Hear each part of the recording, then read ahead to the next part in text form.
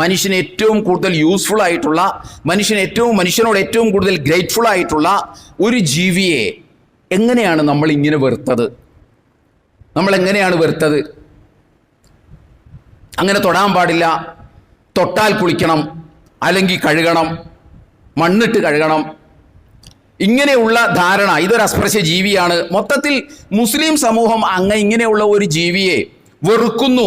നായവിരോധമുള്ള ഒരു സമൂഹമാണ് നമ്മൾ എന്ന ആളുകൾ ധരിക്കുന്നുണ്ടെങ്കിൽ അതിൻ്റെ പ്രധാന കാരണം എന്താണെന്ന് ചോദിച്ചാൽ നമ്മുടെ നായ സമീപനം കൊണ്ട് തന്നെയാണ്.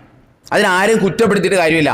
ബാക്കിയുള്ളവരൊക്കെ അങ്ങനെ ധരിക്കണതാണ്, ഞങ്ങൾക്ക് അങ്ങനെയൊന്നുമില്ല എന്നൊക്കെ നമ്മൾ പറയുന്നുണ്ടെങ്കിലും മുസ്ലിം സമൂഹത്തിൽ ഒരു നായവിരോധം സൃഷ്ടിക്കപ്പെട്ടിട്ടുണ്ട്.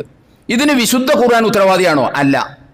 അള്ളാഹുവിൻ്റെ റസൂൽ സല്ലല്ലാഹു അലൈഹി വസല്ലമയുടെ സുന്നത്ത് അതിന് ഉത്തരവാദിയാണോ? അല്ല. പിന്നെ ആരാണ് ഇതിന് ഉത്തരവാദി? ഇതിന് ഉത്തരവാദി ആരാന്ന് ചോദിച്ചാൽ മദ്ഹബുകളിലെ മസലകൾ ഇങ്ങനെ പറഞ്ഞ് ആകെ ഒസുവാസ് ഉണ്ടാക്കി, ആശയക്കുഴപ്പം സൃഷ്ടിച്ച് അതിൻ്റെ ബലത്തിൽ മുസ്ലിങ്ങൾ പാരമ്പര്യമായി രൂപപ്പെടുത്തിയെടുത്ത ഒരു നായവിരോധമുണ്ട്. ആ നായവിരോധമാണ് ഈ ധാരണക്കൊക്കെ കാരണം.